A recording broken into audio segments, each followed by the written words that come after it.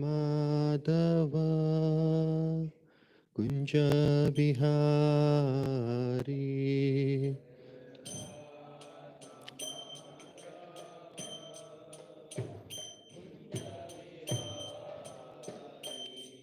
जय राधा माधव कुंज बिहारी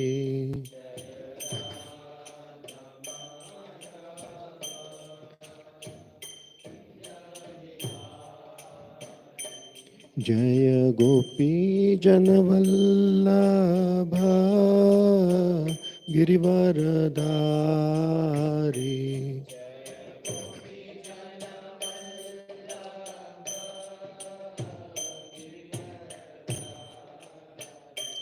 जय गोपी जनवल्लभ गिरिवरधारी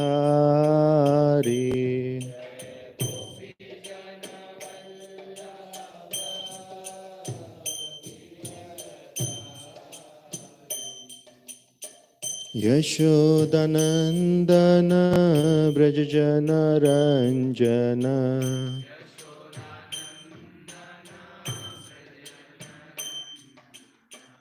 यशोदानंदन ब्रज जन रंजन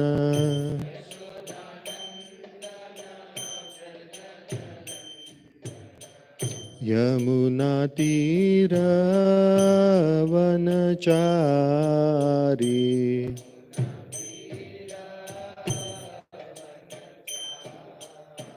यमुना तीरवनचारी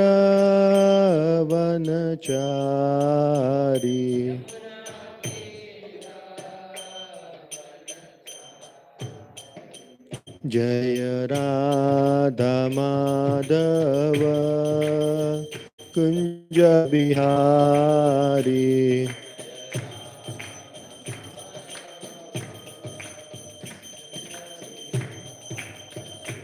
जय राधा माधव कुंज बिहारी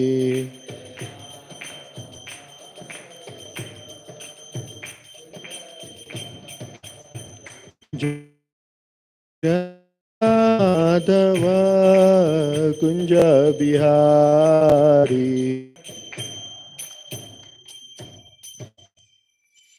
ओम नमो भगवते वासुदेवाय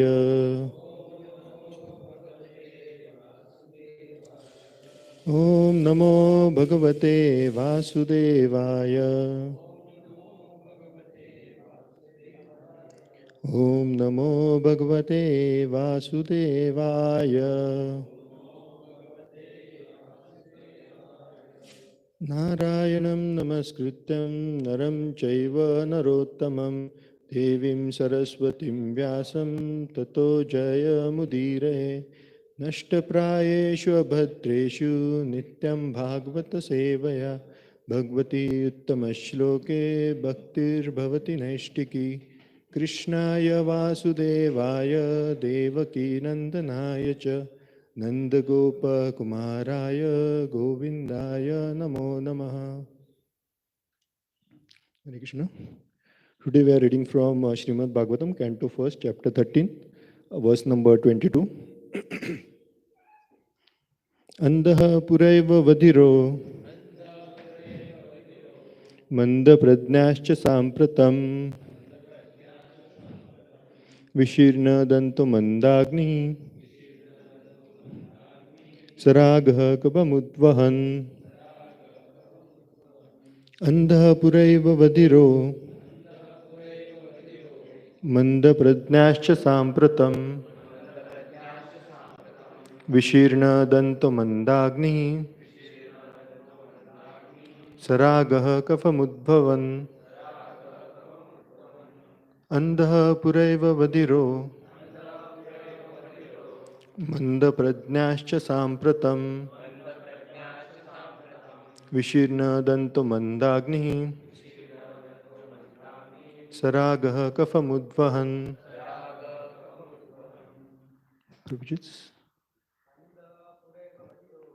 andhaḥ puraiva vadhiro manda-prajñāश्च sāmpratam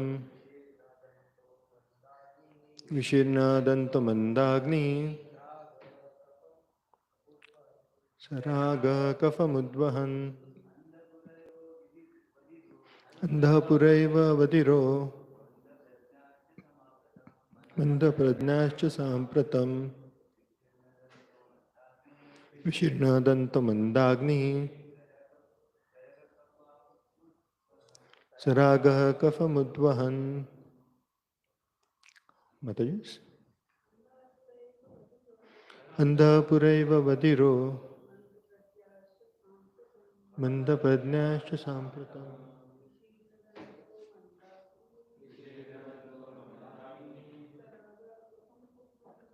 sa-rāgaḥ kapham udvahan andhaḥ puraiva vadhiro manda-prajñāश्च sāmpratam viśīrṇa-danto mandāgniḥ sa-rāgaḥ kapham udvahan. Andhaḥ, blind. Purā, from the beginning. Eva, certainly. Vadhiraḥ, hard of hearing. Manda-prajñāḥ, memory shortened. Cha, and. Sāmpratam, recently. viśīrṇa, loosened. Dantaḥ, teeth. Manda-agniḥ, liver action decreased. Sa-rāgaḥ, with sound. Kapham, coughing much mucus. Udvahan, coming out. Translation and purport by His Divine Grace Srila Prabhupada ki jai. Translation. You have been blind from your very birth, and recently you have become hard of hearing. Your memory is shortened, and your intelligence is disturbed. Your teeth are loose, your liver is defective, and you are coughing up mucus. Purport. The symptoms of old age, which had already developed in Dhṛtarāṣṭra, were all one after another pointed out to him as warning that death was nearing very quickly. And still, he was foolishly carefree about his future. The signs pointed out by Vidura in the body of Dhṛtarāṣṭra were signs of apakṣaya, or dwindling of the material body before the last stroke of death.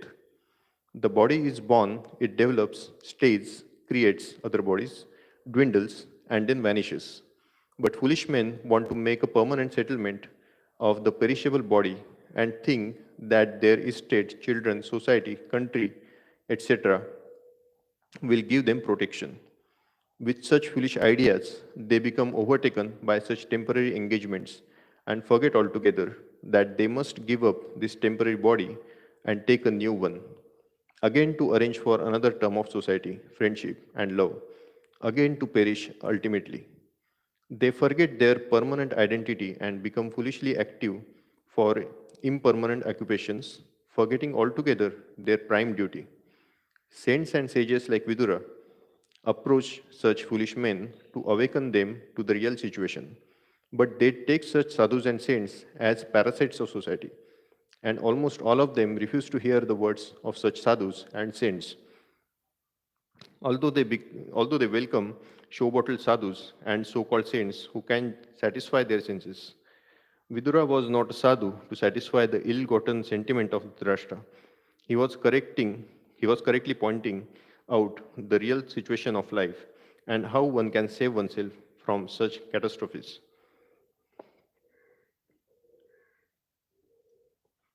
Om Ajnana-timirandasya Jnananjana-shalakaya Chakshurunmilitam Yena Tasmai Shri Guruve Namaha Shri Chaitanya Manobhishtam Sthapitam Yena Bhutale Swayam Rupa Kadamayam Dadati Swapadantakam Vandeham Shri Guru Shri Yuta Padakamalam Shri Gurun Vaishnavansha Shri Rupam Sagrajatam Sagana Raghunathanvitam Tam Sajivam Advaitam Savadutam Parijana Sahitam Krishna Chaitanya Devam Shri Radha Krishna Padan Sahagana Lalita Shri Vishakhan Vitamsha नमो विष्णुपादाय कृष्णपृष्ठाय भूतले श्रीमते भक्तिवेदांत स्वामिनिति नामिने नमस्ते सरस्वती देवे गौरवाणी प्रचारिणे निर्विशेष शून्यवादी पाश्चात्य देशतारिणे नमो महावदन्याय कृष्ण प्रेम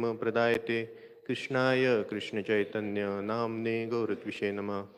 हे कृष्ण करुणा सिंधु दीनबंधु जगतपते गोपेश गोपिका कांत नमोस्तुते तप्त कांचन गौरांगी राधे वृंदावनेश्वरी वृषभानुसुते देवी प्रणमामि हरिप्रिये वाञ्छाकल्पतरुभ्यश्च कृपा सिन्धुभ्य एव च पतितानां पावनेभ्यो वैष्णवेभ्यो नमो नमः। जय श्री कृष्ण चैतन्य प्रभु नित्यानंद श्री अद्वैत गदाधर श्रीवासादि गौर भक्तवृंद हरे Krishna Krishna Krishna Hare Hare Hare Ram Ram Ram Hare Hare.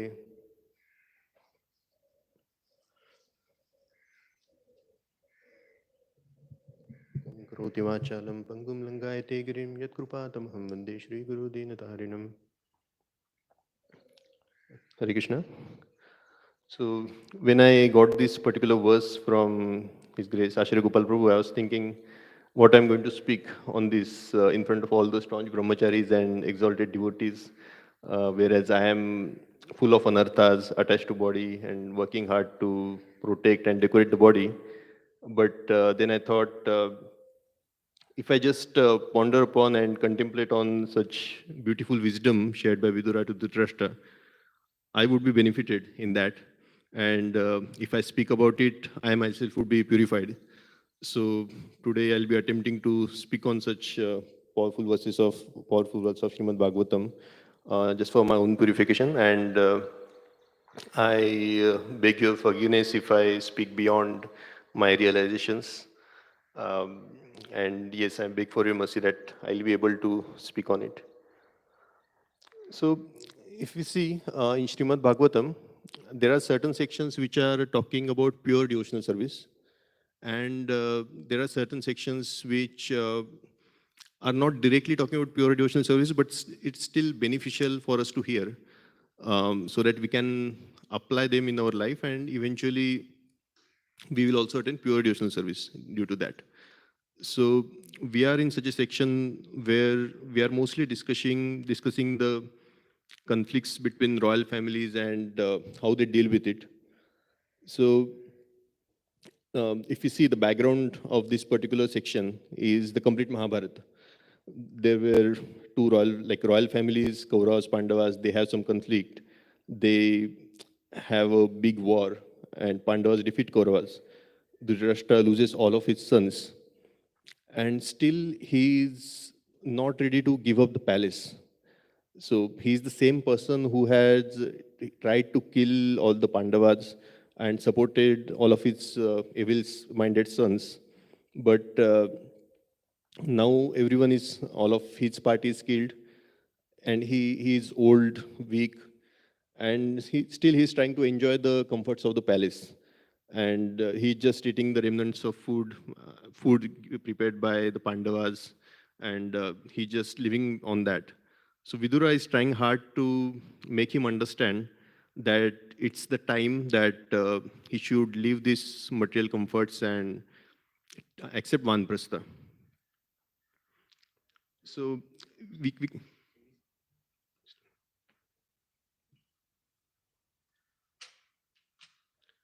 So the one theme that we can take out from this verse is preparation of death. Dhṛtarāṣṭra is now old.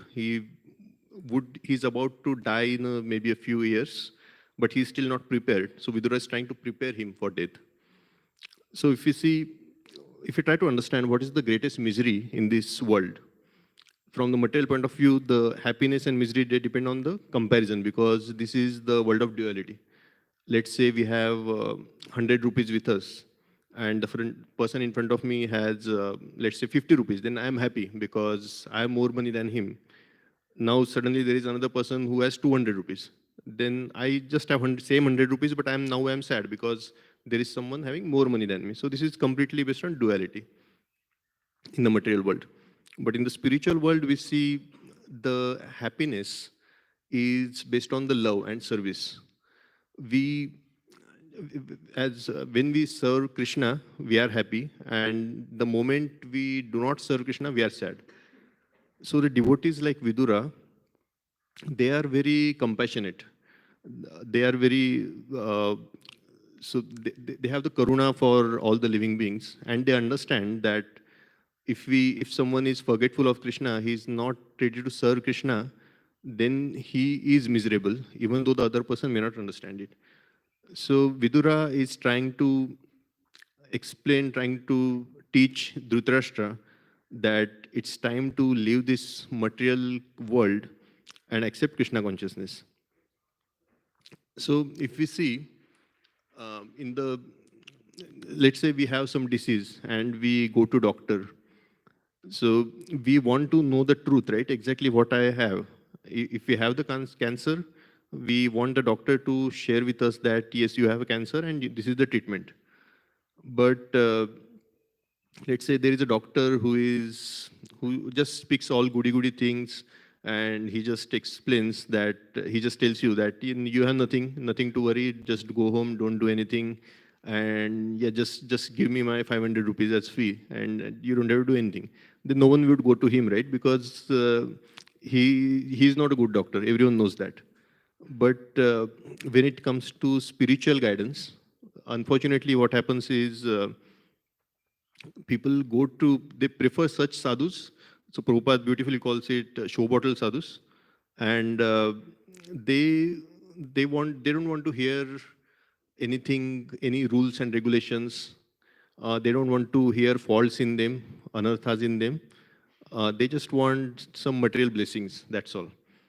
So we can just read another line from Purport. Saints and sages like Vidura approach such foolish men to awaken them to a real situation, but they take such sadhus and saints as parasites of society. And almost all of them refuse to hear the words of such sadhus and saints, although they welcome show bottle sadhus and so-called saints who can satisfy their senses. So once I was with my relative's place. So yeah, I won't take the name of that Baba, but he holds a darbar, a big darbar, like thousands of people come. And there was one person who said, Babaji, mujhe kuch samasya hai. So Babaji asked, kya hai tumhari samasya? So he says, mujhe job nahi mil rahi. So Babaji literally asked him, tumne samosa khaya? So he said, हाँ Babaji खाया. Last time कब खाया? तो last Sunday को ही खाया. तो बाबाजी पूछते, तुमने कौन सी चटनी के साथ खाया? सो ही सेज, मैं लाल चटनी के साथ खाया. सो बाबाजी सेज, कृपा वहीं पे अटकी हुई.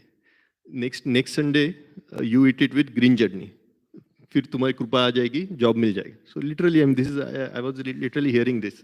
So this is what the show bottle sadhus are. They don't want you to perform any austerities or any rules and regulations. They'll just give you some simple remedies, some superficial remedies, show bottle, and people are the listeners are also happy with that.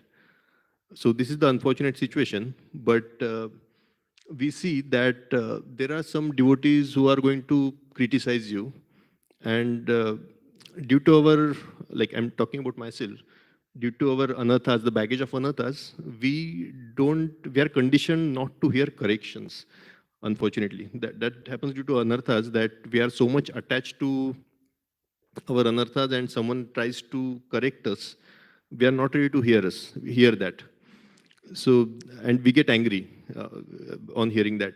But we should see that just like Vidura was correcting Dhṛtarāṣṭra, so such devotees also, when they are correcting us, it's the manifestation of Krishna's mercy, just like Vidura in our life. And we should be seeking the association of such devotees instead of only the association of devotees which just talk good about us. So if we see, we can discuss why Vidura has to leave home. So there are 4 varnas and 4 ashramas. So all of us know, like Brahman, Kshatriya, Vaishya, Shudra. These are the varnas, and brahmacharya, grihastha, vanprastha, sannyas. These are the ashrams. And there is a correlation between these two. So the Shudras, they are not purified enough and they are not detached enough. So they are supposed to only remain in grihastha ashram. Then there are Vaishyas. They are not renounced enough because they deal with money all the day. So they cannot leave the attachments to money and the wealth that they have created. So they are supposed to remain in brahmacharya and grihastha ashram. Then there are Kshatriyas. They are very powerful and they have some sense of renunciation because they also have family, they also have kids, but still they are ready to go on war and leave the body at once. So that renunciation is there. So they are supposed to take brahmacharya, grihastha and vanprastha as well. But they don't have the required qualities of sannyas. So they are not advised to take sannyas. They don't have the enough tolerance and all. And brahmanas are, of course, they are advised to either just remain brahmachari and take sannyas, or brahmachari, grihastha, vanprastha and sannyas.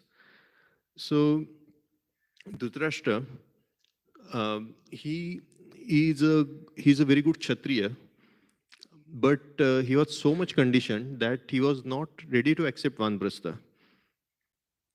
So because of his attachment to body. So Vidura,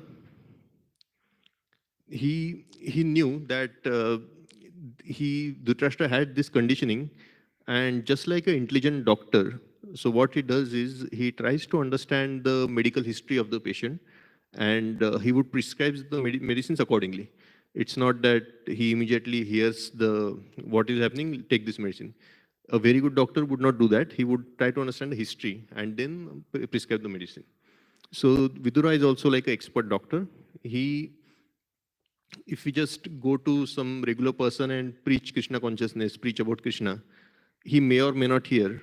But if we know exactly what his conditioning is, then we can speak accordingly and then we can try to elevate him.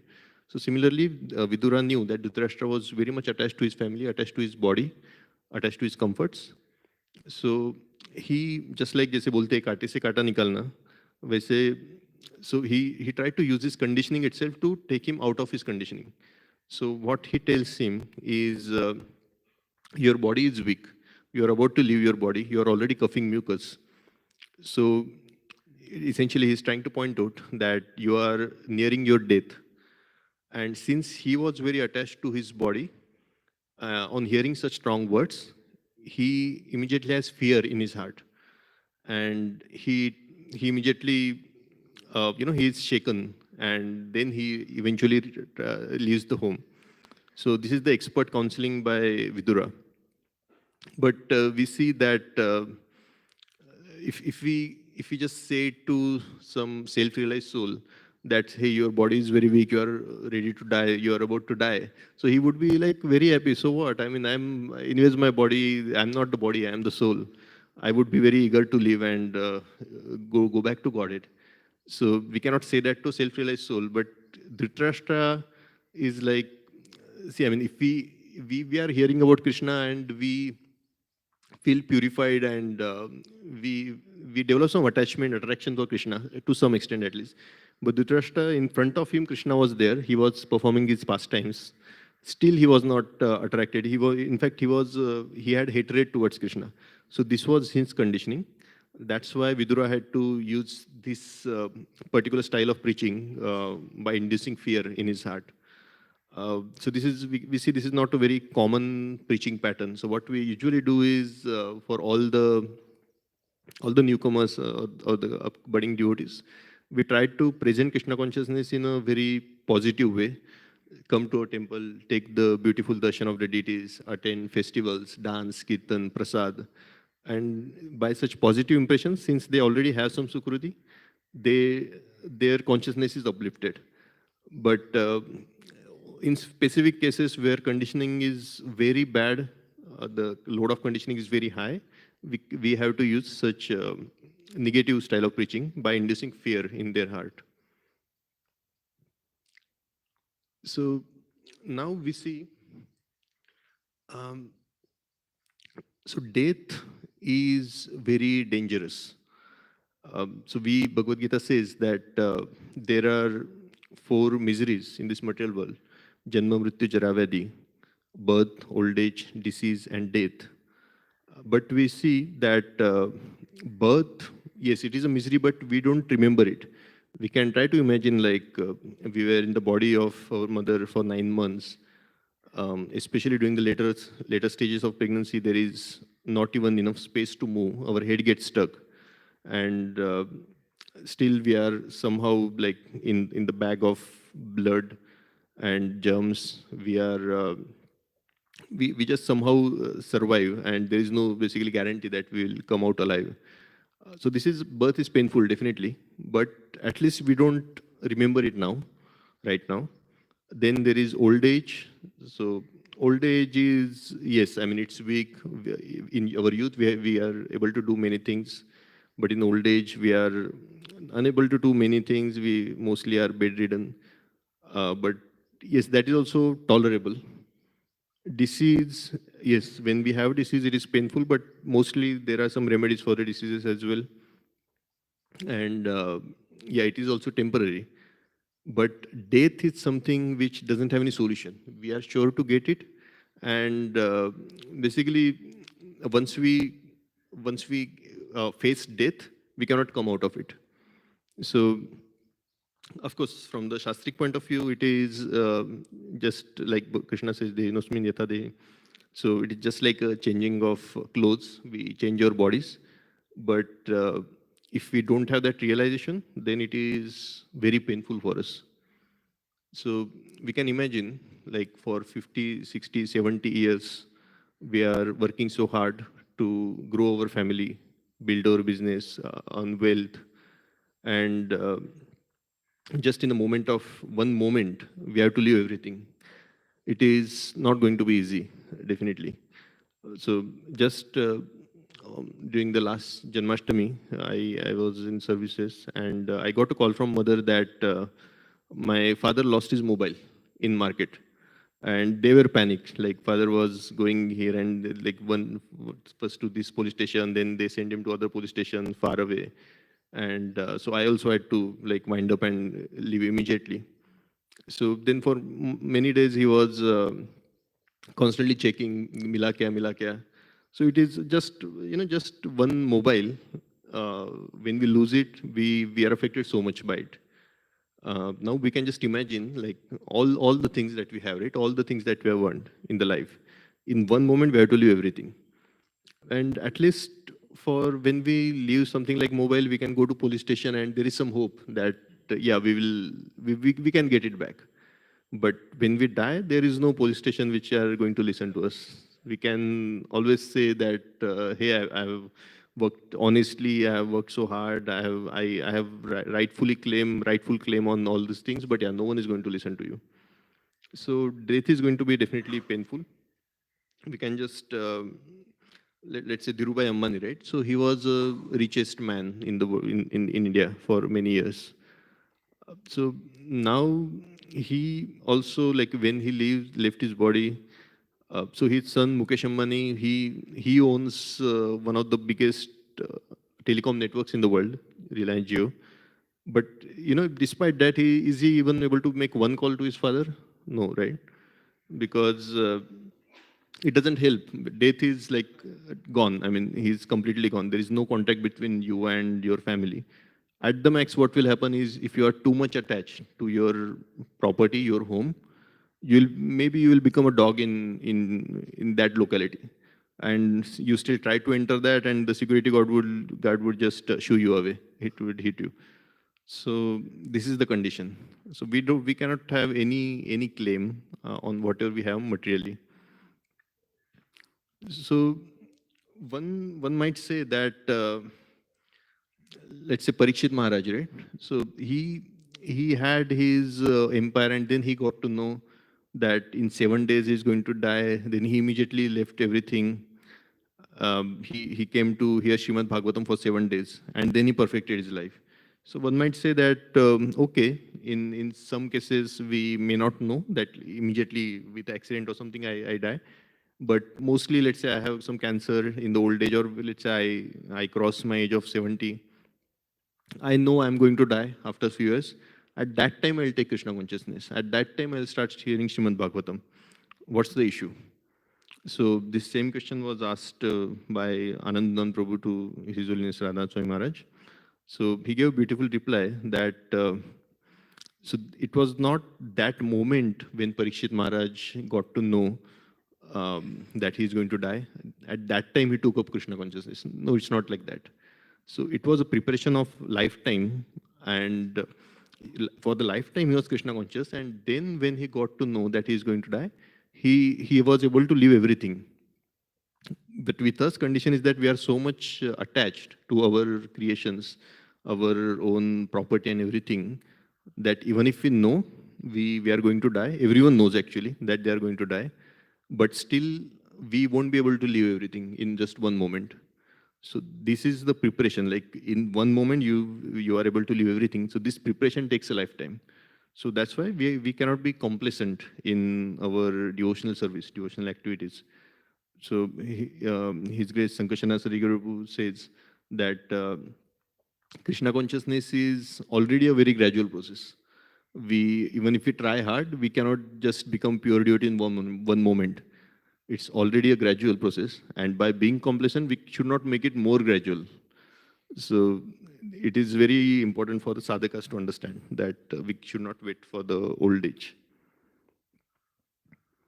So what is the purpose of this human form of life? So the first verse of Vedanta Sutra is Athato Brahma Jidnasa. So this human form of life is meant to think about liberation and meant to inquire about what is my purpose and what I should be doing. So anyways, we have to leave everything, right? Whatever we earn, at the time of death, we have to leave everything. So then what is the barometer? Like again, Anandan Prabhu was asking once His Holiness Anand Maharaj. So what is the barometer that we have perfected our life? How do we know that before death we are perfect to go back to Godhead? So Radha Maharaj gave a beautiful reply that if you are equipoised and fearless at the time of death, then that is the taste, that is the proof that you have perfected your life. So it is, very, very difficult. We mostly, like whatever our materialistic relatives that we have seen on the deathbed, no one is fearless or happy. Everyone is very suffering and crying at the time of death. But for the pure devotees, we see that they have actually achieved that state. So Prabhupada, for example, when one of his disciples during his later stages was asked, he asked him, Prabhupada, do you have any desires? So Prabhupada said, Kuch ichha nahi. I don't have any desires. So this is the condition that pure devotees should have. Even we can take example of so Stoke Krishna Prabhu, like everyone must have heard, Maharaj also refers to him. He was a very, very great devotee in the community in the recent years. So it was, I think, roughly around 2006 year that he was on his deathbed. And Maharaj came to visit him. And Maharaj talked about the beautiful pastimes of Vrindavan. And though he was like struggling to breathe, he was listening to what Maharaj says. And then at the end, Maharaj asked, so Prabhu, are you ready to leave your body? So with a very pleasant smile on his face, he said, yes, Maharaj. So this is, despite going through all the pains physically, being able to smile and in front of your own guru, saying that, yes, I'm ready to leave the body, it definitely takes something. So this is what we should be aspiring for. And this particular state, it requires a preparation of lifetime.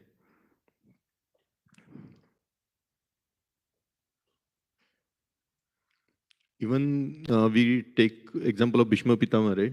So he was very much into I mean, apparently he was fighting from the side of adharma, but he, within his heart, he knew that he had that service to perform for Krishna. And even though throughout the life we see that he fought for Kauravas, but after death, so if we do some math, so Mahabharata started on the day of Gita Jayanti, so if roughly around in the mid-December, and then went for 18 days. And then on the 14th of Jan, he was on the day of Makar Sankranti, auspicious day of Makar Sankranti, Bhishma left his body.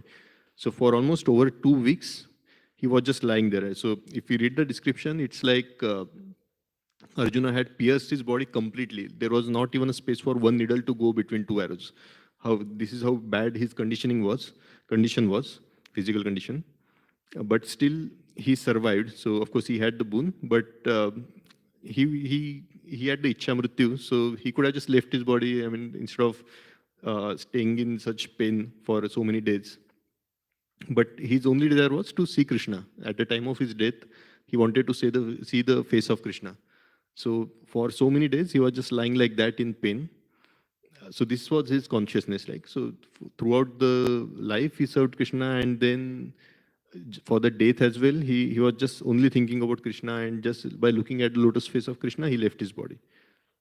So thus we have multiple examples who have perfected their deaths, life and death.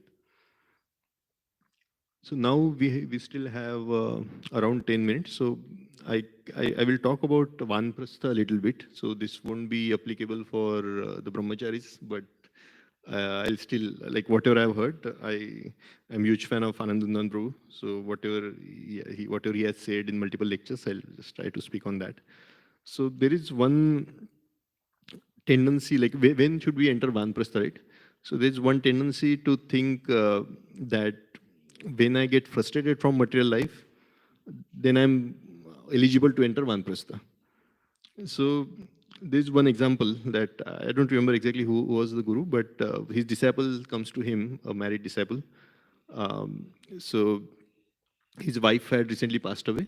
So he tells his guru that, Maharaj, I think I'm ready to take sannyas now. So guru asks him, what makes you qualified to take sannyas? What do you think? So he says, my wife died recently, but I didn't cry. That's why I'm eligible to take sannyas. I'm detached. So Guru immediately asked him, go and get married again, because if you cannot cry for your wife, how can you cry for the whole world? So this is a very good learning, that just because we are externally detached and we don't have any affection for the living beings, that's in fact the disqualification to enter Vanaprastha sannyas, because we are supposed to be compassionate to all the living entities. So even the material, so when we see that such tendencies there, externally, yes, we can take Vanaprastha, but internally our heart is not purified. And Krishna knows it, right? So Krishna, we cannot cheat Krishna. So we cannot get away from our responsibilities. So we got married to, like I'm talking about Grosthas again, that we get married because we had certain desires and we try to fulfill that, material desires. So there is a cost to it. And the cost is like executing your responsibilities towards the family. So if we just get married and try to enjoy sense gratification and get frustrated without performing your responsibilities, and you try to get away, that's not going to help. So we have to perform responsibilities. So briefly, responsibilities are like, I'm talking about very practical points here. Nothing like it's very basically nothing shastric as such. It's just practical points that you have to get your kids married, daughter, son. Son, of course, it depends, like if he is qualified and if he is desiring to stay a brahmachari, yes. But otherwise, we should get him married. Daughters, of course, we have to get married. Financially, we have to support our family throughout the life till we get retired. And mostly in nowadays, the kids are smarter than the parents, so they take care of themselves financially once they are elder enough. But if that is not the case, we are supposed to at least provide them the shelter, the family. And one critical thing is, one important thing is, we shouldn't have a loan on our head that we want our kids to fulfill. Definitely not. So we should take care of our own financial responsibilities. And even during the Vanprastha, right, we have to, let's say, we stay at home, or we go to some place, but we need some financial assistance, because it's not the stage of sannyas. We cannot just, I mean, in speaking practically, we cannot go beg everyone for the food. So we should be self-sufficient in that sense. So some money has to be there with us. So yeah, these are a few points. And if these responsibilities are clear, then we can take sannyas, vanprastha. And very important thing is, we should stay in the association. So if we technically see vanprastha is like living to forest, but we very well know the example of Bharat Maharaj as well, that though he was at the stage of bhava, but he was not in association, so it is not at all safe. So instead of like staying away from association, we should be trying to stay more and more in association as our age progresses, because only the devotees are the ones who are going to, they will be singing kirtan in front of, like alongside our deathbed when we are about to leave the body. And it is very important that we are in the association till the end. And another important thing is, the enjoying propensity has to be gone by the time we take vanprastha, because everyone knows this verse, right? I mean, even before marriage, we might have heard, Yehi samsparsha javoga dukkha yonaya evate adyantavanta kaunteya na teshu ramte buddha. So Krishna says in Bhagavad Gita that an intelligent person does not take part in the sources of misery which are due to contact with the material senses. O son of Kunti, such pleasures have a beginning and an end, and so the wise man does not take delight in them. So definitely we knew this in theory, but it was not realized when we were young.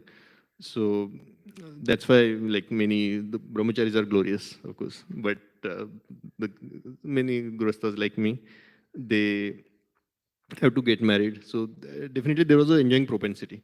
So the goal of the grihastha ashram is that this enjoying propensity is reduced to none. Only then we can take vanprastha. So, and this realization definitely we get after we get married. It's not that hard.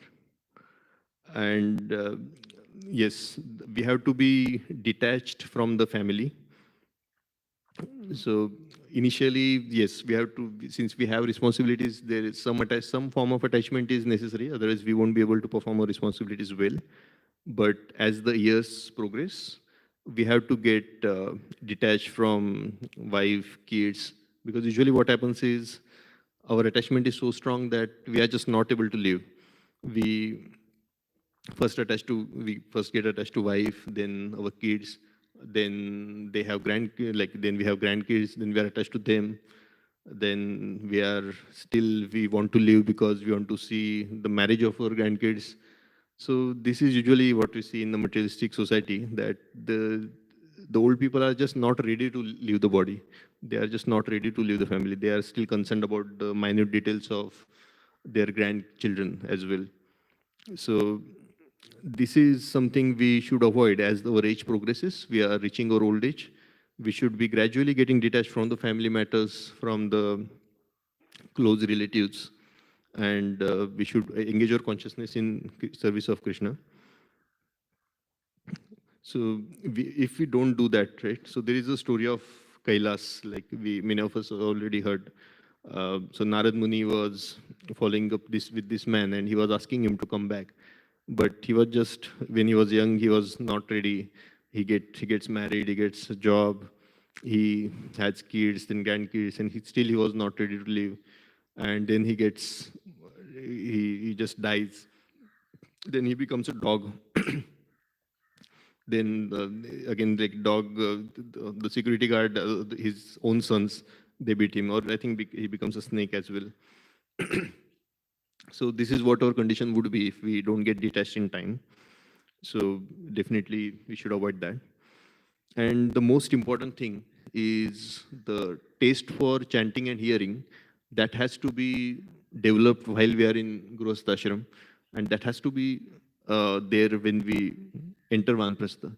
Because what happens is, let's say you enter Vanaprastha, you have some services. Definitely, that's one of the most important things, that you should have services in some nearest temple. Ideally, staying in the temple or staying near the temple, but going to temple and spend most of the times doing services. But you are able to do services to some extent, and for some years you will be able to do that. But your body gets weaker and weaker as you grow old, and you won't be able to do services. Your services would be reduced. Your body would get diseased. You would be lying on the bed. So at that time, you won't be able to do any services, not even kirtan. But all you can do is, you can just have some Krishna Katha going on, and you can just hear it. That you can do. That you can do till almost till your last breath. And you can do some chanting. As long as you are able to speak, you can do some chanting. But if the taste is not there for hearing and chanting, then your consciousness would be completely disturbed. So it is very important that we must develop the taste for hearing and chanting as our age progresses. And during the Vanaprastha, it has to be at its peak. That if we don't have anything else, we don't have any service, we cannot even take the beautiful darshan of deities physically, at least just by hearing and chanting, we should be able to survive and maintain our consciousness.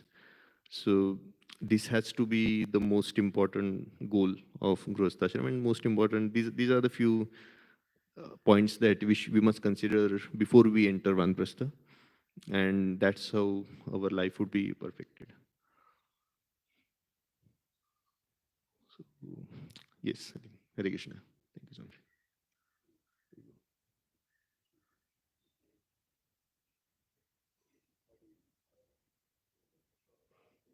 Srila Prabhupada ki jai. Devotees can share their relation by coming here.